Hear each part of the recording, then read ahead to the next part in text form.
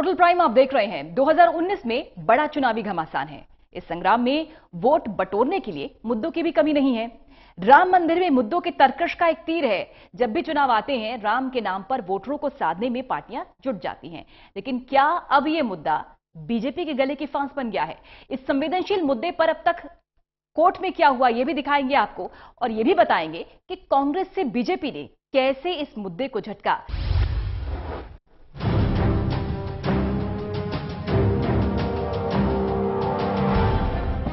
चुनावी मौसम है और हर तरफ आप देखेंगे कि राम मंदिर की गूंज। राम मंदिर नाम ज्यादा चर्चा में आ जाए तो ये मत समझिए कि रामनवमी आ गई, बल्कि समझना यह चाहिए कि चुनाव नजदीक है।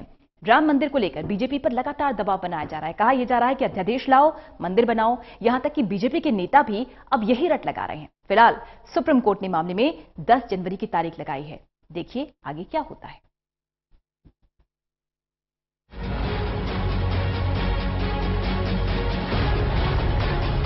राम मंदिर को लेकर तनाव है क्या? पता करो तो भाई, देश में चुनाव है क्या?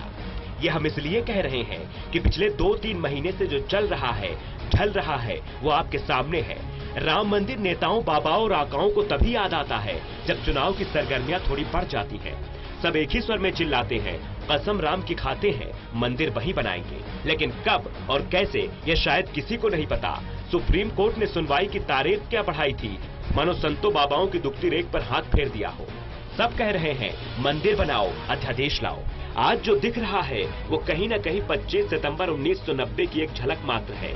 सड़कों पर भगवा झंडे लेकर लोग दौड़े थे, अयोध्या पहुंचे थे और 6 दिसंबर 1992 को वो कर दिया था जिसका शायद ही किसी को इल्म रहा होगा। वैसी ही एक तस्वीर देश में जन्म ले रही है।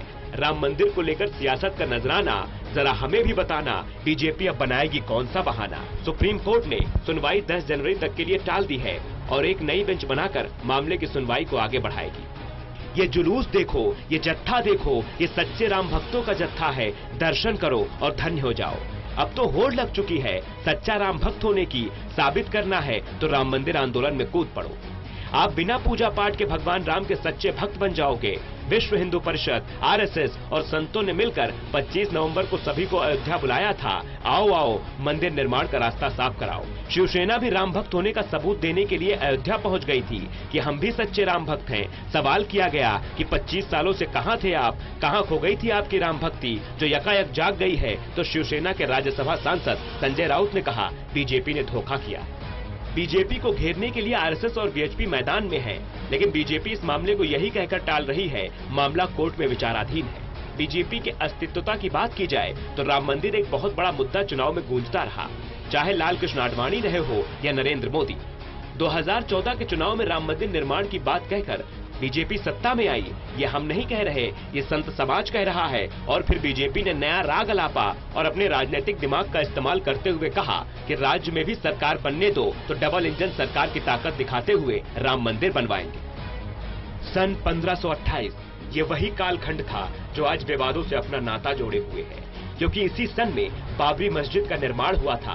1990 में बीजेपी ने वीएचपी का समर्थन करके रथ यात्रा शुरू की और 1991 में इसका फायदा भी मिला।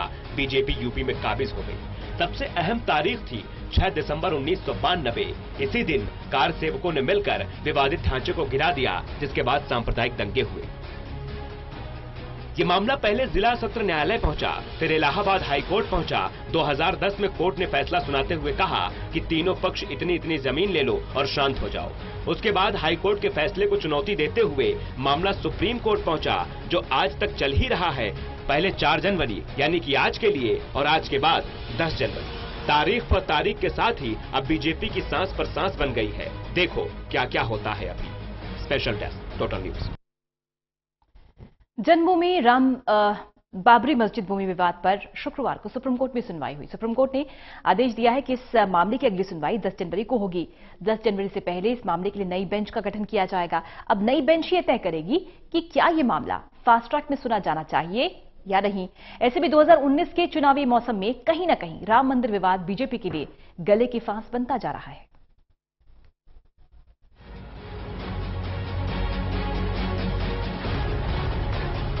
राम मंदिर विवाद पर टलती सुनवाई ने कहीं न कहीं बीजेपी के लिए मुश्किलें पैदा कर दी हैं। बीजेपी लगातार विपक्ष के निशाने पर तो है ही, साथ ही संतों से लेकर राम मंदिर समर्थकों की तीखे वार भी सह रही है। ऐसे में चुनावी साल है और बीजेपी में राम मंदिर को लेकर बवाल है। जी हां, राम मंदिर मुद्दा बीजेपी के लिए गले की फांस बन गया है। जब बीजेपी सत्ता में नहीं थी तो कहती थी कि हमारी सरकार जब आएगी तो राम मंदिर बनवाया जाएगा, लेकिन बीजेपी की सरकार केंद्र और राज्य दोनों जगह पर है। तो ऐसे में सवाल उठना लाजमी है कि राम मंदिर का निर्माण आखिर क्यों नहीं हो पा रहा। राम मंदिर निर्माण बीजेपी के लिए अग्नि परीक्षा से कम नहीं है। मंदिर निर्माण को लेकर साधु संतों ने आक्रामक तेवर अपना रखा है। संतों का अनशन, दिल्ली में बैठक और बगावती तेवर का सिलसिला तो विवाद पर देखने को मिलता है।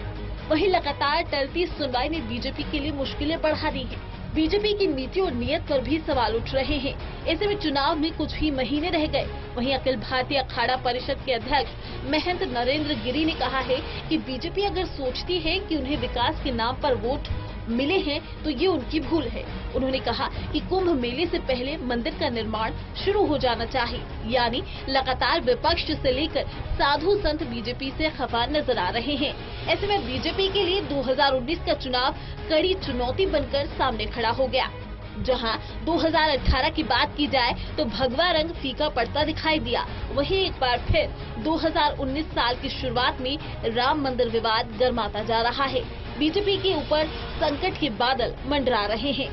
वहीं दिन प्रतिदिन ये मुद्दा और भी ज्यादा गर्मा रहा है, जिसकी वजह है एनडीए में साथ होने के बाद भी ऐसे कई मुद्दे हैं जिस पर शिवसेना और भारतीय जनता पार्टी का रुख अलग है। शिवसेना राम मंदिर के मुद्दे को जोरों शोरों से उठाती नजर आ रही है। आपको बता दें कि अब सुनवाई 10 जनवरी तक के लिए टाल दी गई है। शिवसेना ने एक बार फिर से राम मंदिर का राग अल्पाते हुए कहा है कि बीजेपी के पास अभी पूर्ण बहुमत है और अगर ऐसे में अयोध्या में राम मंदिर का निर्माण नहीं होता तो आगे फिर कभी नहीं होगा। आपको बता दें कि शिवसेना के नेता संजय राउत ने ये भी कहा है कि राम मंदिर का निर्माण इस साल होने वाले लोकसभा चुनाव से पहले होना चाहिए। संजय राउत ने जानकारी के मुताबिक ये भी कहा है कि भारतीय जनता पार्टी ने भारत को धोखा दिया। काफी समय से हम लोग राम मंदिर के नाम पर वोट मांग रहे हैं। लोकसभा चुनाव 2019 से पहले राम मंदिर का निर्माण कार्य शुरू हो जाना चाहिए ताकि लोग धर्म की राजनीति करना बंद कर सके। आपको बता दें, शिवसेना का ये बयान ऐसे वक्त में आया जब हाल ही में नए साल पर एक इंटरव्यू के दौरान पीएम मोदी स्पष्ट कर चुके हैं कि जब तक कानूनी प्रक्रिया पूरी नहीं हो जाती तब तक अयोध्या में न तो राम मंदिर निर्माण का कार्य शुरू हो सकता है और न ही सरकार इस पर अध्यादेश ला सकती है। साथ ही पीएम मोदी ने राम मंदिर निर्माण कार्य में देरी के लिए कांग्रेस को जिम्मेदार ठहराया था। इससे पहले भी शिवसेना नेता संजय राउत ने ट्वीट किया था कि उच्चतम न्यायालय ने कहा है कि राम मंदिर तत्काल मामला नहीं है। पीएम मोदी ने भी कुछ अलग नहीं कहा। मैं उन्हें मामले पर अपना रुख स्पष्ट करने के लिए बधाई देता हूं। प्रधानमंत्री कहते हैं कि राम मंदिर के लिए कोई अध्यादेश नहीं लाएंगे। इसका संवैधानिक अर्थ ये है कि भगवान राम कानून से बड़े नहीं हैं। गौरतलब है कि एक इंटरव्यू में पीएम मोदी से अयोध्या में राम मंदिर के लिए अध्यादेश लाने के विभिन्न हिंदुत्व समूहों की मांग के बारे में सवाल किया गया। इस सवाल के जवाब में पीएम मोदी ने कहा था कि न्यायिक प्रक्रिया समाप्त होने दीजिए। न्यायिक प्रक्रिया समाप्त होने पर एक सरकार के तौर पर जो भी हमारी जिम्मेदारी होगी, हम सभी प्रयास करने को तैयार हैं। ध्यान हो कि शिवसेना ने राम मंदिर मुद्दे को लेकर अपना रुख कड़ा कर लिया है। शिवसेना प्रमुख उद्धव ठाकरे ने पिछले महीने ही महाराष्ट्र के सोलापुर जिले में एक रैली में बीजेपी के सहयोगी दलों से राम मंदिर मुद्दे पर अपना रुख स्पष्ट करने के लिए कहा था। ऐसे में कहना गलत नहीं होगा कि 2019 का चुनाव और राम मंदिर निर्माण बीजेपी के लिए गले की फांस बन चुका है। सभी पार्टियां बीजेपी का विरोध कर रही हैं। राम मंदिर का मुद्दा गर्माता ही जा रहा है, जिसे बीजेपी को सही ढंग से जवाब देने की जरूरत है। कहीं ऐसा ना हो कि यही फांस बीजेपी के जोश और होश को ले डूबे और चुनावी साल बीजेपी की उम्मीदों को तोड़ दे। Special desk, total news. Ram Janmabhoomi Babri मस्जिद विवाद आज का नहीं बल्कि सदियों पुराना है। अयोध्या का ये राम जन्मभूमि बाबरी मस्जिद विवाद पहली बार कब कोर्ट में पहुंचा और कोर्ट में अब तक क्या क्या हुआ, क्या सुनवाई हुई, क्या क्या फैसले हुए, रिपोर्ट देखिए।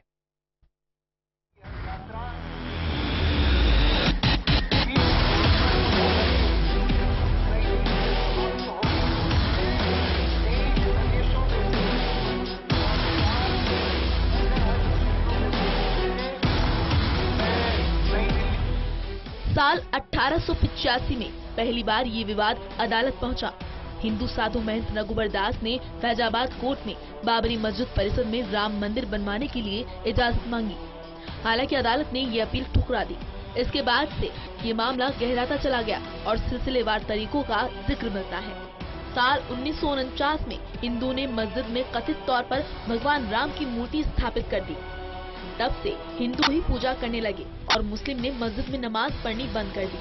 साल 1950 में फैजाबाद अदालत में एक अपील दायर कर गोपाल सिंह विशारद ने भगवान राम की पूजा की इजाजत मांगी।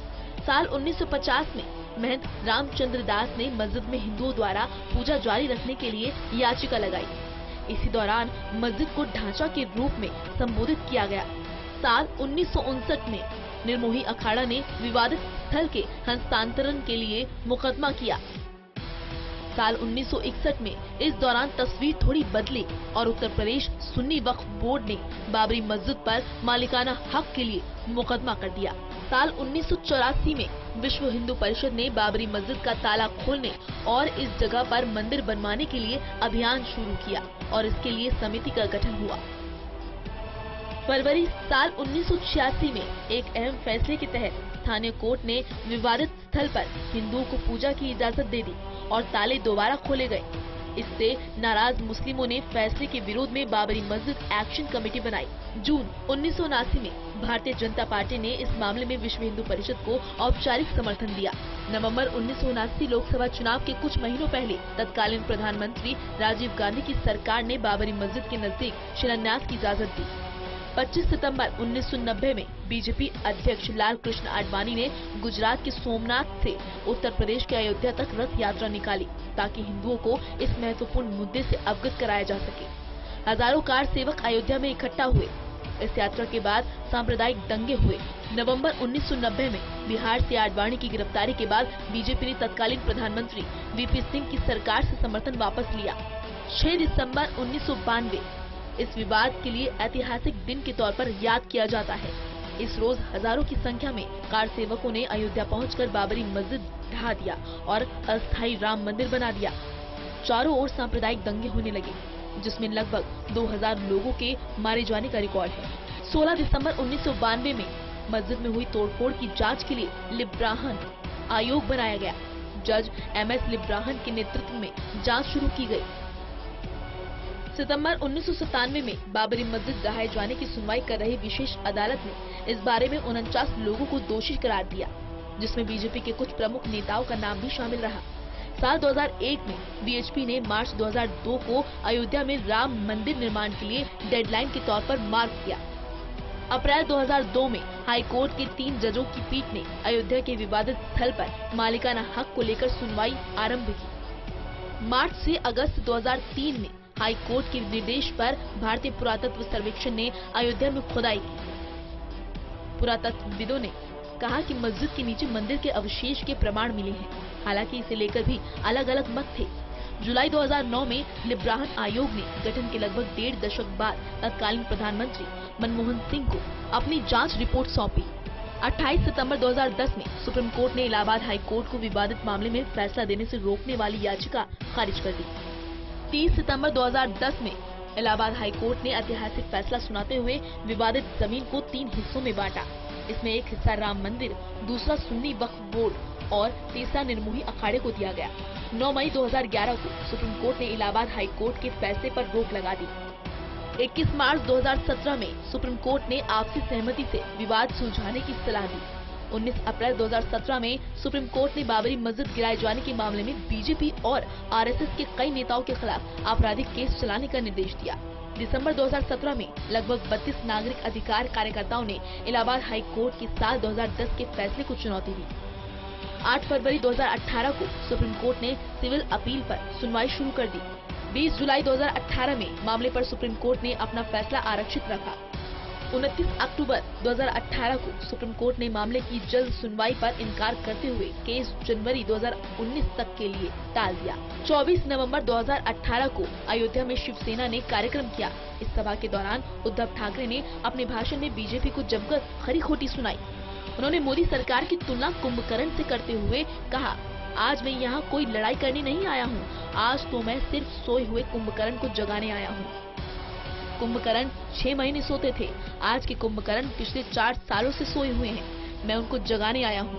जो वादा करते हैं, जो वचन देते हैं, उसे निभाना चाहिए। चलो सब लोग मिलकर मंदिर बनाते हैं। 25 नवंबर 2018 में अयोध्या में विश्व हिंदू परिषद की अगुवाई में धर्म सभा हुई। धर्म सभा में एक हिंदू संत राम भद्राचार्य ने कहा कि बहुत जल्द ही भव्य राम मंदिर का निर्माण करना होगा और बीजेपी पर आरोप लगाया कि 5 राज्यों में विधानसभा चुनाव की वजह से तारीख का ऐलान नहीं किया जा रहा है। इसके साथ ही विश्व हिंदू परिषद का कहना था कि अब करो या मरो का वक्त है। देश का बहुसंख्यक समाज अब इस मामले का हल होते हुए देखना चाहता है। 1 जनवरी 2019 को पीएम नरेंद्र मोदी ने 2019 के अपने पहले इंटरव्यू में कहा कि अयोध्या में राम मंदिर के निर्माण के लिए अध्यादेश पर फैसला कानूनी प्रक्रिया पूरी होने के बाद ही लिया जा सकता है। राम मंदिर पर अध्यादेश लाने के बारे में पीएम ने कहा कि ये मामला सुप्रीम कोर्ट में है और संभवतः अपने अंतिम चरण में है। उन्होंने कहा कि कानूनी प्रक्रिया पूरी होने दीजिए, इसके बाद जो भी सरकार की जिम्मेदारी होगी उसे पूरा किया जाएगा। Special desk, total news. ये तय है कि 2019 में बड़ा चुनावी घमासान है और मुद्दों की कमी नहीं है।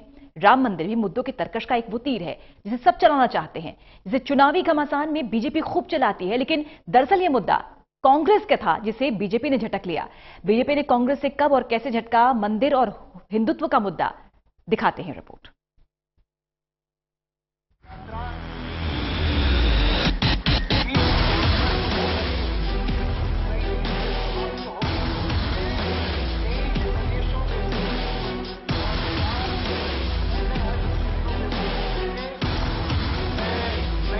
सितंबर 1984 में परिषद ने सरयू किनारे धर्म संसद का आयोजन किया।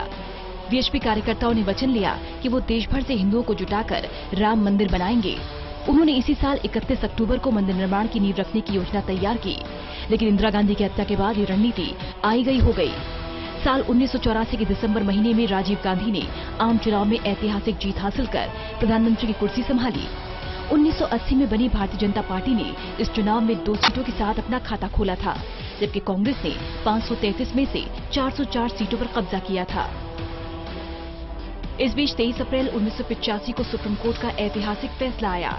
ये फैसला था 62 साल की मुस्लिम महिला शाहबानो को तलाक के बाद गुजारा भत्ता देने का। तत्कालीन पीएम ने पहले इस फैसले का स्वागत किया, लेकिन बाद में इस पर मुस्लिमों के रुख को देखते हुए 1986 में उन्हें झुकना पड़ा। मुसलमानों के दबाव में उनकी सरकार ने मुस्लिम महिला एक्ट 86 पास कर दिया, जो सुप्रीम कोर्ट के फैसले को निष्क्रिय करने वाला था। ये बीजेपी और दक्षिणपंथी संगठनों के लिए कांग्रेस को घेरने का अवसर था। हुआ भी ऐसा ही। जून 1989 में हिमाचल प्रदेश के पालमपुर में बीजेपी की राष्ट्रीय कार्यकारिणी हुई, जिसमें पार्टी ने पहली बार राम मंदिर बनाने का प्रस्ताव पारित किया। इसे राम जन्मभूमि आंदोलन का नाम दिया गया। इस संकल्प को बीजेपी ने पूरी ताकत के साथ आगे बढ़ाया। इसे एक धार्मिक मुहिम बनाकर राजनीतिक रूप दे दिया गया। शाहबानो केस से एक तरफ कांग्रेस पर मुस्लिम तुष्टीकरण के आरोप लग रहे थे, वहीं दूसरी ओर राम मंदिर को लेकर लगातार बन रहे राजनीतिक दबाव के बीच तत्कालीन पीएम राजीव गांधी नहीं चाहते थे कि उनकी हिंदू विरोधी छवि बने। ऐसे में सरकार ने बीच का रास्ता निकाला और विवादित स्थल के पास ही 9 नवंबर 1989 को मंदिर का शिलान्यास करा दिया गया। बीएचपी ये दावा कर रही थी कि शिलान्यास उसी जगह पर हुआ है जहां उसने ऐलान किया था। सियासी जानकार मानते हैं कि तत्कालीन पीएम राजीव गांधी और यूपी के मुख्यमंत्री एनडी तिवारी की समझ ये थी कि शिलान्यास से हिंदू तो खुश होकर कांग्रेस के खेमे में आ ही जाएंगे, निर्माण रोक देने से मुसलमान भी संतुष्ट रहेंगे। लेकिन राजीव गांधी का राम मंदिर और हिंदू प्रेम का दांव उल्टा पड़ गया। आडवाणी जैसे नेताओं के साथ बीजेपी पूरे मंदिर आंदोलन को अपनी राजनीतिक धारा में ले चुकी थी। राजनीतिक विश्लेषकों के मुताबिक राजीव गांधी की कुछ सियासी गलतियों की वजह से बीजेपी ने अयोध्या आंदोलन को पूरी तरह से हाईजैक कर लिया। जून 1989 में बीजेपी ने वीएचपी को औपचारिक समर्थन देना शुरू किया। इससे मंदिर आंदोलन को तो नया जीवन मिल ही गया। मंदिर आंदोलन ने बीजेपी को बड़ा सहारा दिया।